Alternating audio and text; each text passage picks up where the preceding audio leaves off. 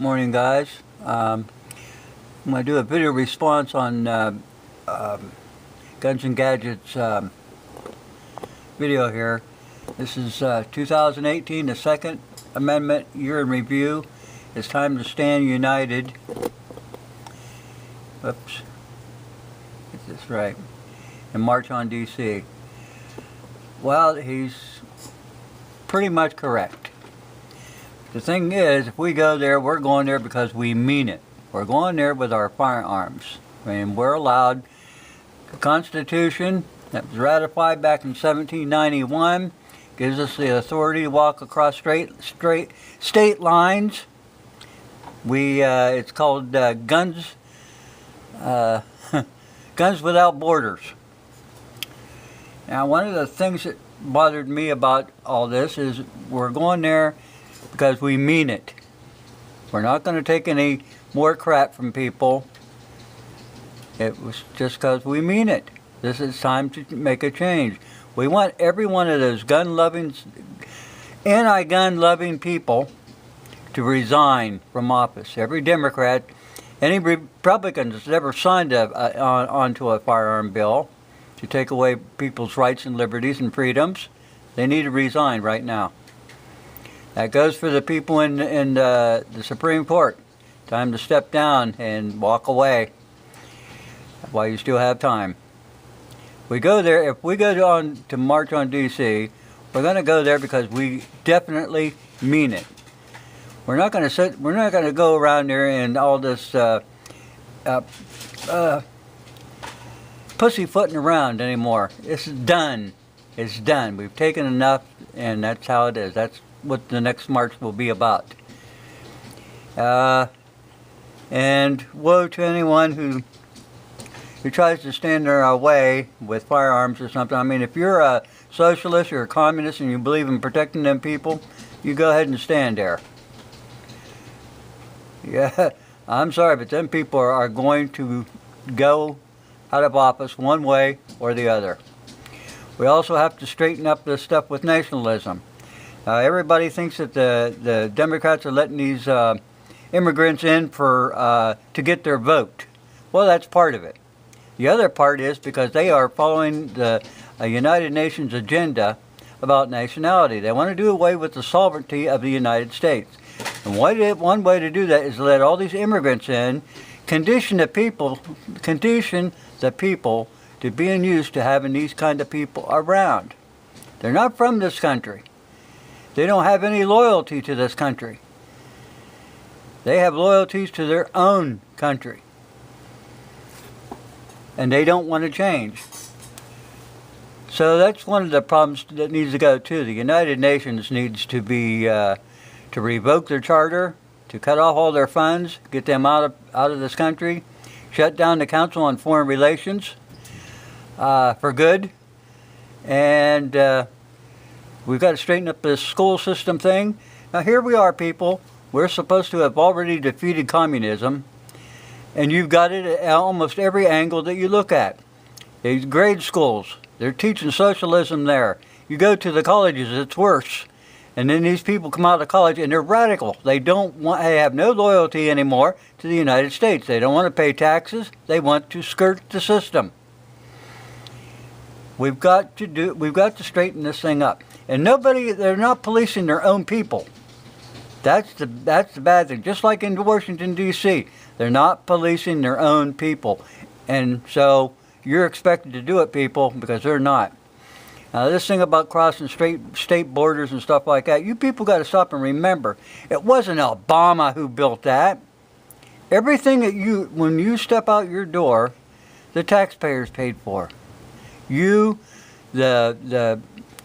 weight-carrying burden taxpayers paid for that. Every road, every bridge that you come across was paid for by the taxpayers. Not some politician. It was paid for by the taxpayers. You own it. You own the United States. Not these people that are up there trying to govern and doing things their way. It's your property, not theirs. Washington, D.C. is not theirs. You paid for it. You paid for their bunkers. You paid for their vacations. You paid for their sexual favors.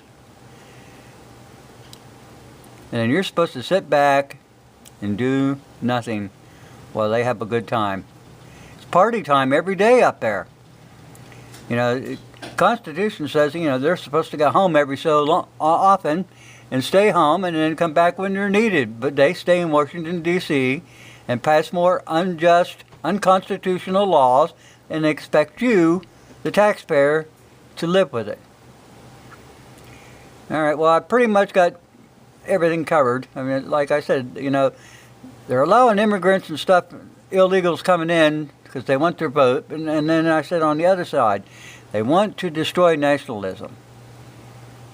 And that comes from the United Nations. And the United Nations has been this way for a long time. And a lot of people know about it, but it's kind of swept under the rugs. We want that foreign, communist, socialist organization out of here. We want anyone who's against the Constitution out of here. We've got to change our case law thing that they have back to strictly a constitutional-based law. Not this stuff where they go to college and they learn how to study not the Constitution, but they study what other judges said about the Constitution, making that judge the law and not the Constitution. Keep that in mind. All these unjust laws have to be undone. Let's look. If you look at, you know, they come up later on in life with this battered women syndrome, you know, and in part it's true. But also at the same time, they also had welfare systems set up so that these people could have left their husbands or boyfriends or whatever abusive area and got out of there. But no, they give anybody the power to put somebody in jail and take away their firearms, and that's against the Constitution.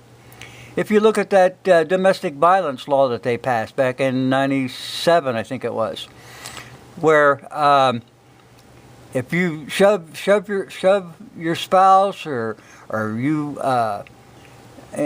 in a moment of something you say some bad words and you scare people, well, they can come and take your firearms, and it's against the law to do that. If you look at the ex post facto laws, it says you can't charge somebody after the fact. What they did was, back in '97, they took everybody that had been convicted of any kind of domestic violence or upheaval or whatever. They took away their guns because they made this law so it would go all the way back to Adam and Eve. You cannot do that. Had they made this law so that it would take effect after the passage of the law, that would have been different. But no, they took it all the way back to Adam and Eve. If you were ever convicted, imprisoned, jailed, whatever, you lost your rights. You can't do that. That's unconstitutional. That makes the whole law null and void, and they have to do it again. So here's the thing, people. Like I said, if we have to march on Washington, D.C., we want to go there because we really mean it. We're not going to walk away. We are not going to walk away. We paid for that town. We paid for everything that's come down the pike. And then they want to tell us that we can't do this and you can't do that. No. If we go there, it's going to be there because we mean it. And we're going to fix the system one way or another. We can't wait around for Trump to do it, or anybody else. The people themselves have to do this. And like I said, in 1791, they already give us permission to have the firearms for the rest of our lives. And the Constitution will stand. We're not going to let the Democrats and the Socialists and the Communists in this country take it apart. It's been going on long enough. We're going to put an end to it one way or another. If we walk on D.C., it's going to be a little bit more than a protest. Okay, well, I kind of ranted and raved long enough. This man does a good job of reporting news. I want to make sure I get his thing in here. This is Guns and Gadgets. Don't forget that. I better put his link to this in the description box too. He's right, we do have to go to DC. It's time to put the fear into the politicians instead of putting the fear into the people. All these laws have put all this fear into these people that they no longer are able to even think for themselves. They think that, well, the government's doing okay. They're not, and they never have. And it's time to get back to constitutional law, people. Thanks for watching.